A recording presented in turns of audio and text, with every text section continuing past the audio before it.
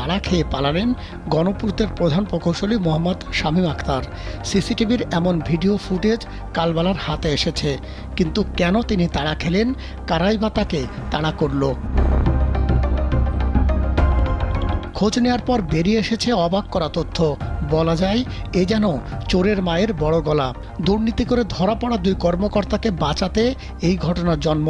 তারাই প্রধান প্রকৌশলীকে লাঞ্ছিত করছে একের পর এক। এ সংক্রান্ত সিসিটিভির মোট 4টি ভিডিও ফুটেজ কালবালার হাতে এসেছে। তাতে প্রধান প্রকৌশলীকে হেয় করা ও ধাওয়া দেওয়ার সত্যতা মিলেছে।